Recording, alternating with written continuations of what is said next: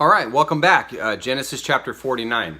And we've got a great chapter here today. It's full of a lot of prophetic messages concerning the nation of Israel, the coming Messiah. So, very good chapter here. Verse 1. Then Jacob summoned his sons and said, "Assemble yourselves that I may tell you what will befall you in the days to come. Gather together and hear, O sons of Jacob, and listen to Israel your father." So, quick heads up, the way Jacob chooses to address his sons here is in the order of their mothers. 6 sons of Leah, 1 son of Bilhah, 2 sons of Zilpah, 1 son of Bilhah, and the 2 sons of Rachel. Other than the reversal of Leah's 5th and 6th sons, the others remain in chronological order in relation to their mothers. This may have been just to show how Jacob personally recalled them. All right, so that's what we're going to see. Verse 3. Reuben, you are my firstborn, my might and the beginning of my strength, preeminent in dignity and preeminent in power. And preeminent here is the Hebrew word yether, and it means excellent. Verse 4, uncontrolled as water, you shall not have preeminence, because you went up to your father's bed, then you defiled it. He went up to my couch. This was when Reuben laid with Jacob's concubine Bilhah in chapter 35. That was a problem. Verse 5, Simeon and Levi are brothers. Their swords are implements of violence. Let my soul not enter into their counsel. Let not my glory be united with their assembly, because in their anger they slew men, and in their self-will they lamed oxen. Cursed be their anger, for it is fierce, and their wrath, for it is cruel. I will disperse them in Jacob, and scatter them in Israel. All right, so back in chapter 34, Simeon and Levi were the ones who went on a rampage and killed every man of the Hivites because one of their men, Shechem, defiled their sister Dinah. Jacob would have rather they went to him to seek advice on how to handle the situation, which he may have possibly sought God for wisdom and vengeance. The point is that they shouldn't have acted out of hate, anger, and revenge. They should have asked God to handle it. Government and law had not been established yet, but they had direct access to God, who communicated with them audibly and through manifestations in those days. Well, what we should be taking away from this today is that God is making it clear that there are real consequences to decisions that we make. Okay, verse 8. Judah, your brothers shall praise you. Your hand shall be on the neck of your enemies. Your father's son shall bow down to you. Judah is a lion's whelp. From the prey, my son, you have gone up. He couches, he lies down as a lion, and as a lion, who dares rouse him up? David and Solomon eventually will come from the bloodline of Judah here. Verse 10. The scepter shall not depart from Judah, nor the ruler's staff from between his feet, until Shiloh comes, and to him shall be the obedience of the peoples. Verse 10 here anticipates the kingship of the Messiah. Many sources see Shiloh as a title for the Messiah. However, the Hebrew word Siloh, S-I-L-O-H, means whose is it, or whose it is. That is, the scepter will not depart from Judah, whose it is, referring to the scepter. Similar words in Ezekiel chapter 21, verse 27 state, until he comes to whom it, the crown, rightfully belongs. Revelation chapter 5, verse 5 describes Christ as the lion from the tribe of Judah. All right, verse 11. He ties his foal to the vine, and his donkey's colt to the choice vine. He washes his garments in wine, and his robes in the blood of grapes. His eyes are dull from wine, and his teeth white from milk. The language describes prosperity so great that the people will tie a donkey to a choice vine, letting it eat because there is so much abundance. Wine will be as plentiful as water, and everyone will be healthy. This is likely a millennial prophecy. Verse 13. Zebulon will dwell at the seashore, and he shall be a haven for ships, and his flank shall be towards Sidon. Issachar is a strong donkey, lying down between the sheepfolds. Verse 15. When he saw that a resting place was good, and that the land was pleasant, he bowed his shoulder to bear burdens, and became a slave at forced labor.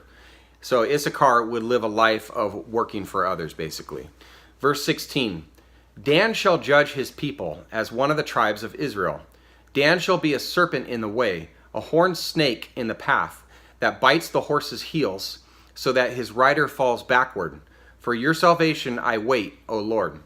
All right, so Dan, whose name meant judge, fathered an aggressive tribe that would also judge in the nation, but would not be known for moral stature like a snake by the roadside. Dan would later abandon its land allotment and migrate to the extreme north of Israel. Jacob's closing cry expressed hope for Dan in the day when salvation would indeed come to Israel.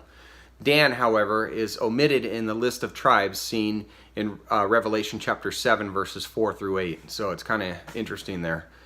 Verse 19. As for Gad, raiders shall raid him, but he will raid at their heels. All right, border raids were often experienced by the tribes settled east of the Jordan River. And, okay, let's go to verse 20.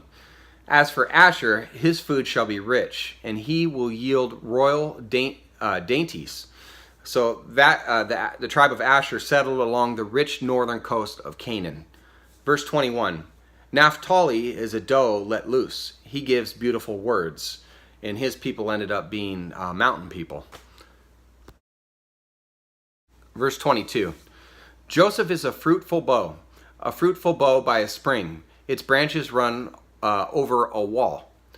The archers bitterly attacked him and shot at him and harassed him. But his bow remained firm, and his arms were agile. From the hands of the mighty one of Jacob, from there is the shepherd, the stone of Israel.